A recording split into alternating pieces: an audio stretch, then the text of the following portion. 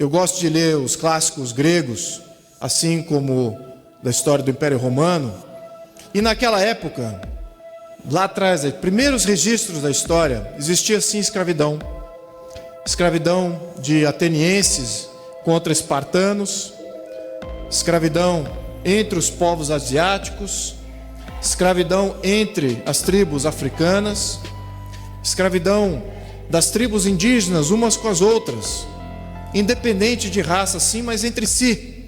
Faz parte de um aspecto do ser humano. Então, nesse contexto, é muito importante entender o que combate a escravidão. É muito importante entender o porquê que existe a escravidão no ser humano.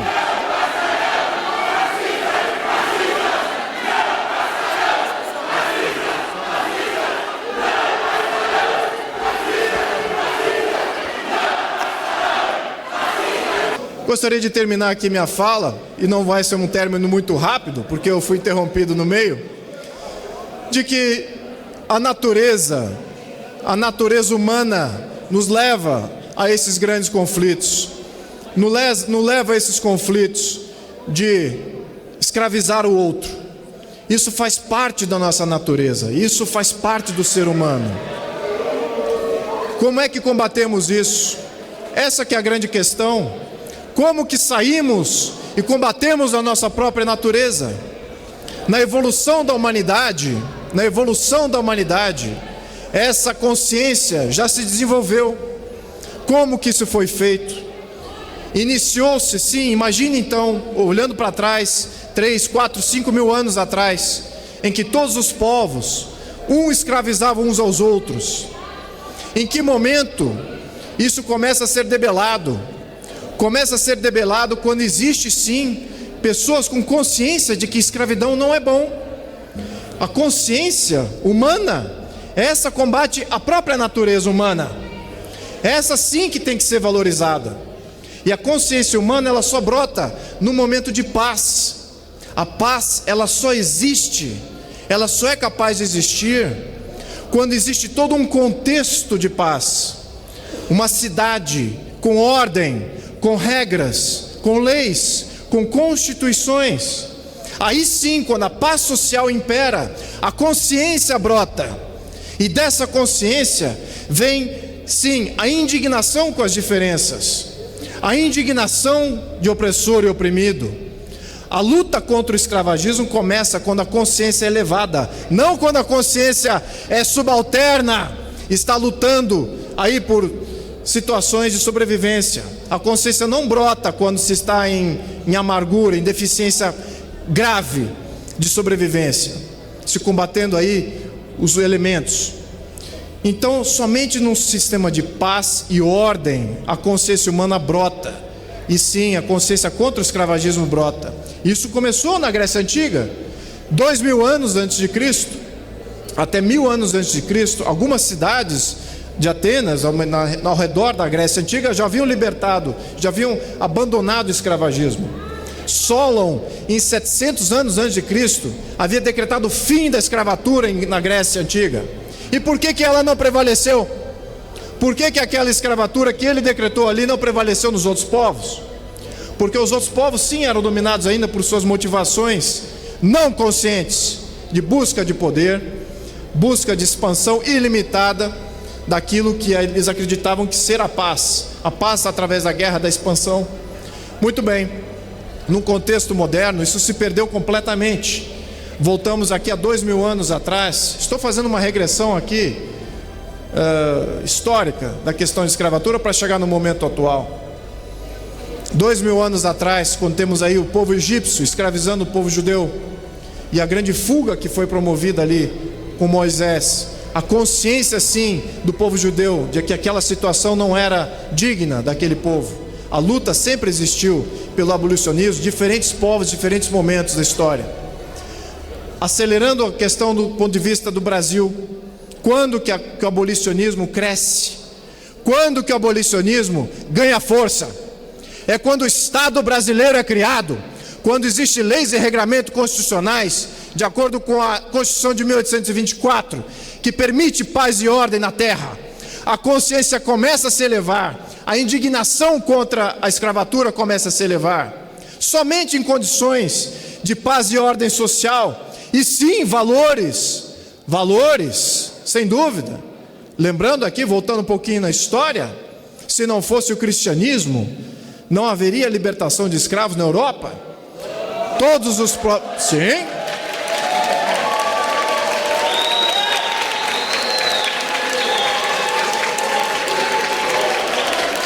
Os valores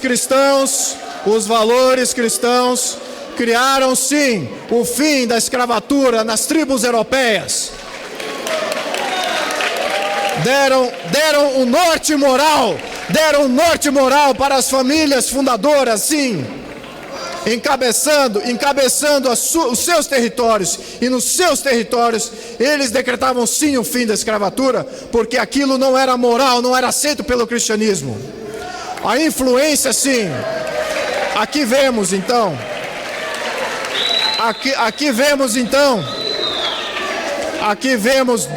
a convergência de dois fatores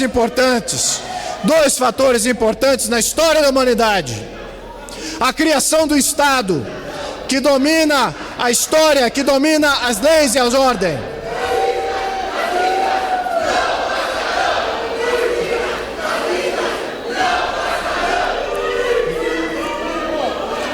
E em seguida, o norte moral dado pelo cristianismo foi fundamental para que as tribos europeias se libertassem entre si da escravatura.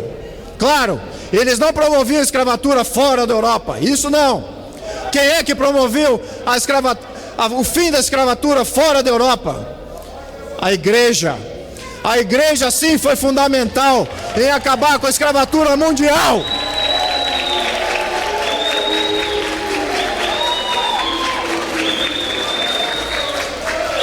Então, senhores, nesse momento eu gostaria de incorporar um terceiro grupo que foi fundamental para a abolição efetiva e mundial, independente uma das outras, esses movimentos abolicionistas, os ativistas abolicionistas, dotados sim de uma consciência cristã, vivendo sim em paz, criada por um Estado de Direito.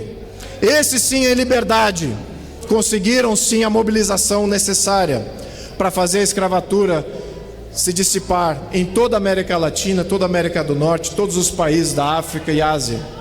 Claro que houve interferências aí de outros poderes externos, mas na questão brasileira foram esses três grandes fatores: um Estado de Direito estável, os valores morais do cristianismo e abolicionistas em liberdade se manifestando.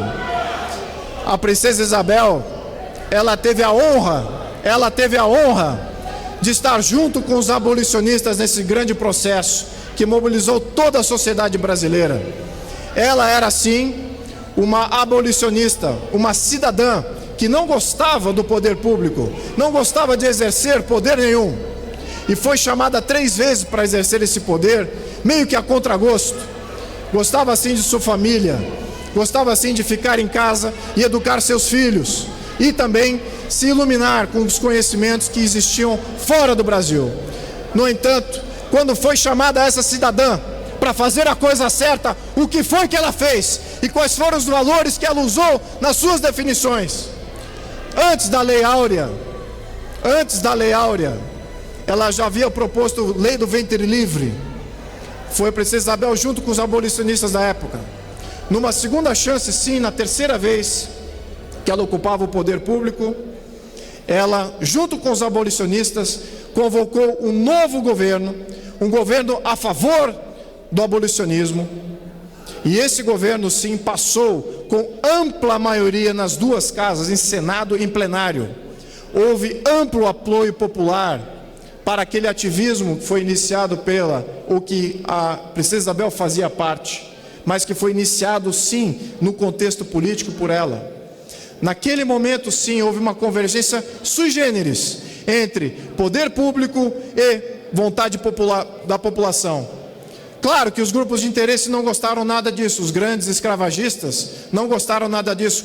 coadunaram com os republicanos, que era uma minoria que perdia força política, e fizeram um golpe militar que terminou com a grande revolução social que todos os abolicionistas da época queriam ver. Não foi mais os abolicionistas que ocuparam o poder desde então. O espaço que foi concedido pela princesa Isabel no poder público aos abolicionistas nunca mais se materializou, sobretudo na Primeira República. Foram todos ostracizados do poder público. Foram todos exilados, incluso a princesa Isabel e sua família.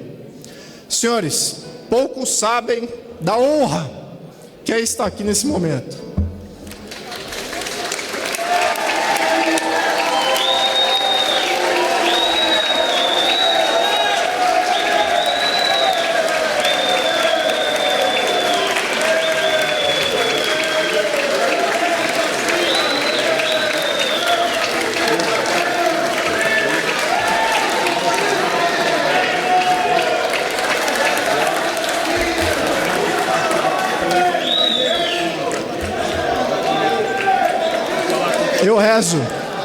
Eu rezo sinceramente que Deus abençoe vocês, que Deus abençoe vocês, que Deus abençoe vocês, dê muita luz, e entenda que aqui vem do fundo do meu coração. Isso que eu estou dizendo não é narrativa, é a pura verdade, é a pura verdade. O que eu narrei aqui nesse momento foi a nossa história. A nossa história não foi o que está sendo contado por vocês, vocês me desculpem.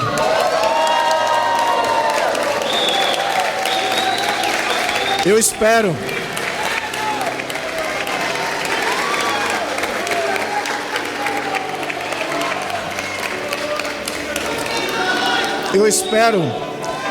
que uma reconciliação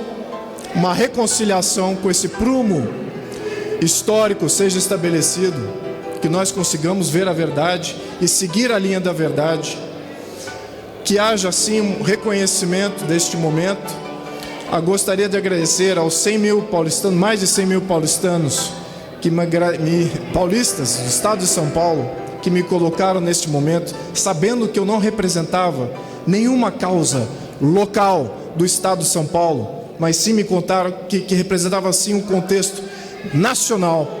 Isso sim, eu gostaria de agradecer a todos eles, gostaria de agradecer a todos vocês que estiveram presentes, incluso os manifestantes, porque mostraram aqui que há sim algumas reconciliações que precisam ser feitas em termos de narrativa e daquilo que é a verdade. Espero que isso seja o início de um debate com menos gritaria e mais conversa. Estou aberto a tudo isso.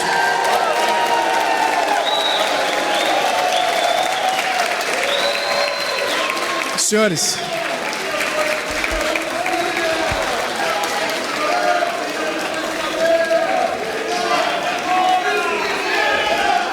encerro esse discurso, essa interferência, agradecendo a minha atriz-avó, a princesa Isabel, e a Deus.